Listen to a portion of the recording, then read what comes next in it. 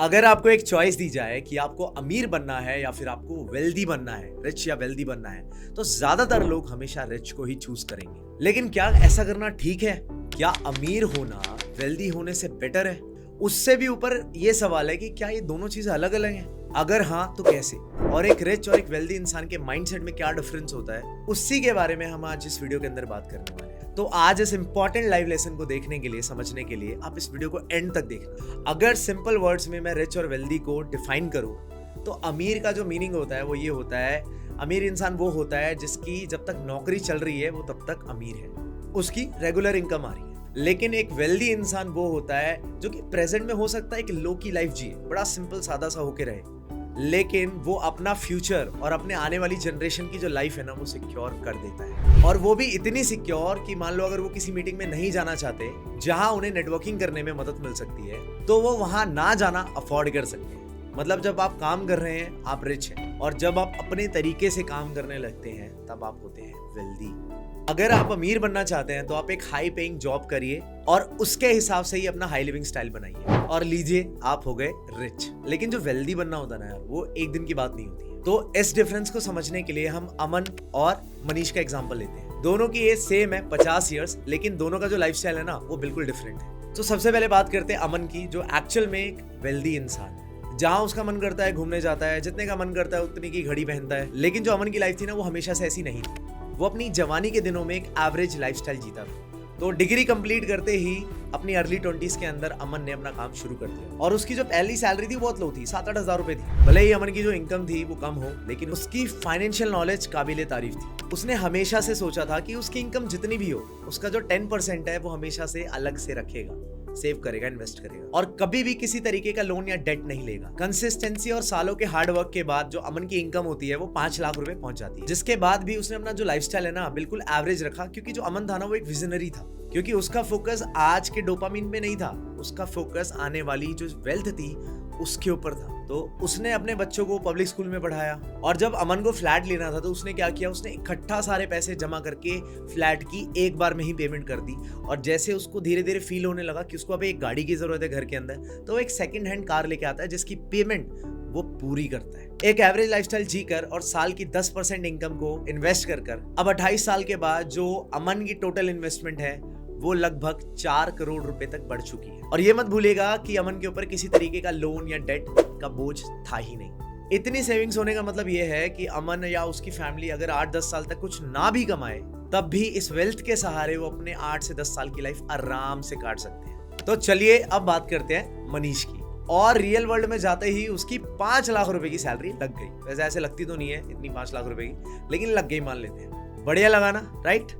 तो जो मनीष था ना वो एक बहुत बड़ी कंपनी के अंदर काम करने लग गया था, और वहां पर जो लोग थे उनके साथ उठते बैठते उसने अपनी लाइफ उनके जैसी कर ली। मनीष का लाइफस्टाइल भले ही अमन से बेटर हो, लेकिन मनीष के पास आज सच में कोई वेल्थ है ही नहीं। अपनी हाई इनकम और कॉन्टैक्ट्स में सेटल होने के लिए जो अमन होता है वो बहुत सारी बड़ी बड़ी पोजेशंस खरीदना शुरू कर देता, और आगे जाकर उसने अपने बच्चों को शहर के सबसे बेस्ट स्कूल के अंदर पढ़ाया, और उसके बाद उनको बेस्ट कॉलेज के अंदर भी भेजा। तो जो मनीष था ना वो रिच तो था, लेकिन उसकी जो वाइफ थी ना वो भी बहुत ज्यादा पैसे कमाती थी, जिसके कारण उन्होंने सोचा, जो हर कोई सोचता है कि वो लोन की जो किस्तें हैं वो भर लेंगे। तो उन्होंने क्या किया, एक बड़ा घर, एक बड़ी गाड़ी, महंगी गाड़ी खरीद ली, और दोनों ने सालों तक अपनी सैलरी का एक मेजर हिस्सा उस लोन की किस्तें भरने में ही निकाल दिया, जिसके चलते सेविंग्स तो छोड़िए, उनके पास अपने छोटे मोटे खर्चे करने के लिए भी पैसा नहीं बचा। तो गाइस, जो मनीष था वो अमीर जरूर था, और उन्हीं पैसों से उसने अपने बच्चों को बेस्ट लाइफ भी दी, लेकिन अपने और अपने बच्चों के आरामदायक जीवन के लिए वो वेल्थ यानी कि जो संपत्ति होती है वो इकट्ठी नहीं कर पाया, जिसके चलते मनीष को काफी समय तक काम करना पड़ा, और उसके जो बच्चे थे उनको भी बहुत जल्दी काम शुरू करना पड़ा। तो गाइस, ये फर्क है रिच और वेल्दी के अंदर। वेल्दी जो लोग होते हैं वो लॉन्ग टर्म विजन लेके चलते हैं। जो रिच लोग होते हैं they just try to look cool. अगर आईफोन खरीद लिया तो लोग सोचेंगे आप अमीर हो, अगर आपने कार खरीद ली तो लोग सोचेंगे आप अमीर हो। लेकिन एक्चुअल में जो वेल्दी लोग होते हैं ना वो इन सब चीजों में ज्यादा टाइम नहीं लगाते।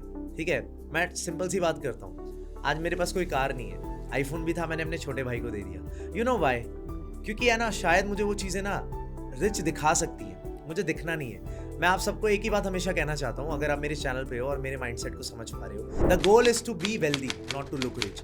मैं आज ऐसे बहुत लोगों से मिलता हूँ या फिर मैं देखता हूँ जो अपने अपीयरेंस पे बहुत पैसा खर्च करते हैं, ब्रांड्स के बहुत महंगे महंगे कपड़े पहनते हैं, चेन्स पहनते हैं, सब चीज़ें करते हैं, ठीक है। अपने लिए 50,000 के शूज़ भी लेके आ जाते हैं, बड़ी महंगी महंगी कार्स ले आते हैं लोन के ऊपर, EMIs के ऊपर, घर खरीद लेते हैं, ठीक है। बट आफ्टर सम टाइम पता है क्या होता है, जब मैं उनको देखता हूँ 5 साल 7 बाद या 10 साल बाद, ठीक है, अगर आप देखो 2 3 4 5 साल के अंदर आने वाले, तो उनका डाउनफॉल आ चुका होता है क्योंकि वो EMI भी नहीं पे कर पा रहे। तो जो वेल्दी व्यक्ति होता है ना, वो समझदार होता है, वो फाइनेंशियल डिसीजंस को बहुत अच्छे तरीके से लेता है, ठीक है।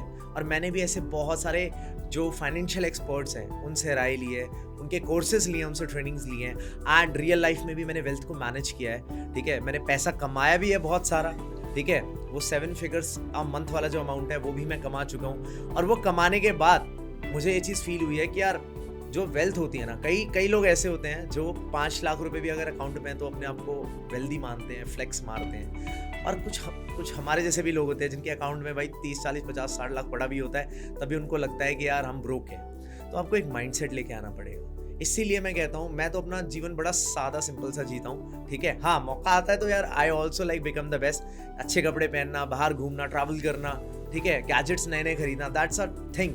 लेकिन अगर वो गैजेट्स या फिर वो बाहर घूमना आपके लिए, आपके मेंटल पीस के लिए या फिर आपकी पॉकेट के लिए फ्रेंडली नहीं है, तो प्लीज़ यार आप जो इनकम कर रहे हो यार, उसमें से एक मेजर जो चंक है, ठीक है, आप इन्वेस्ट करो। I see a lot of people in my circle, मेरे बचपन के कुछ दोस्त जो महीने का लाख लाख रुपए भी कमाते हैं, लेकिन हम उनसे पूछे ना how much do you invest, they say 4,000 5,000। मैं कहता हूँ ठीक है, that's great, you have a different journey, I have a different journey. तो मैं बोलता हूँ अगर आज मैं दिन के 15 से 20,000 रुपए इन्वेस्ट करता हूँ डेली के, तो उसमें मेरा बहुत लॉन्ग टर्म का माइंडसेट है। आई नो मुझे वेल्दी बनना है। तो आपको इस वीडियो के थ्रू मैं बस यही बताना चाहता था कि देखो, रिच टेम्पररी होता है। अगर आज आप कमाना बंद कर दो आज के आज, तो आप अपनी फैमिली और अपने आप को कितने दिन तक सर्वाइव कर पाओगे, वो है आपकी एक्चुअल वेल्थ। और अगर आपकी वेल्थ है ना 20 साल क्रॉस कर जाती है कि आप कुछ भी ना करो और 20 साल तक आपका खर्चा चलता रहेगा, then you are wealthy. I am on my journey to wealth, right. मैं अपनी जर्नी पे हूँ, मैं रिच हूँ, ठीक है, लेकिन मैं वेल्थ को समझता हूँ और मैं वेल्थ की तरफ जा रहा हूँ। तो ये चीज़ आपको समझनी है। और कई बार क्या होता है ना, जो हम रिच और वेल्थ को ना, वेल्दी और रिच को हम कई बार ना सेंटेंस में ऐसे यूज कर लेते हैं जैसे रिच और वेल्दी एक ही चीज़ है। रिच और वेल्दी में बहुत बड़ा फर्क होता है। और आज भी ज्यादातर लोग जो है ना वो रिच होना चाहते हैं, वो भी पता है वॉरेन बफे को फॉलो करते हैं, जिन्होंने अपनी पूरी लाइफ इन्वेस्टमेंट्स करने में लगा दी। और आज वो अपनी इतनी माइंडफुल इन्वेस्टमेंट्स के थ्रू जब उन्होंने इतनी सारी वेल्थ जनरेट कर ली है कि अगर वो आज काम ना भी करे ना, तब भी उनको कोई फर्क नहीं पड़ता है। तो मैं हमेशा एक चीज कहता हूँ, पैसा कमाओ, जल्दी कमाओ और ज्यादा से ज्यादा अमाउंट इन्वेस्ट करो। मैं कहता हूँ मेरी जो इनकम होती है, चाहे वो 6 फिगर 7 फिगर जितनी भी हो, 70% इनकम मैं इन्वेस्ट कर देता हूँ हर महीने। डेली का मेरा इन्वेस्टमेंट बहुत बड़ा है, ठीक है। तो मैं ये कहना चाहता हूँ, आप अपनी इनकम के हिसाब से, जितनी आपकी इनकम हो उसके हिसाब से इन्वेस्टमेंट कर सकते हो। इन्वेस्टमेंट जरूर करो एंड तरीके ढूंढो कि आप कहाँ इन्वेस्ट कर सकते हो। और एक और चीज, अगर आपको वेल्दी बनना है ना, तो आपको ना एक अच्छी लाइफस्टाइल, चलो ठीक है, मेंटेन करनी है, लेकिन आपको दिखावे की दुनिया से बाहर आना पड़ेगा, ठीक है। आपको जरूरी नहीं है कि आपको प्राडा पहनना है, जरूरी नहीं है कि आपको बैलेंसियागा पहनना है, ठीक है। अगर आप उसको अफोर्ड कर सकते हो, definitely you can go for it. लेकिन अगर आपकी 3 महीने की सैलरी से गुची आ रहा है या फिर प्राडा आ रहा है या फिर क्या बोलते हैं होमीज आ रहा है, तो यार आपको डिसीजन नहीं लेना चाहिए।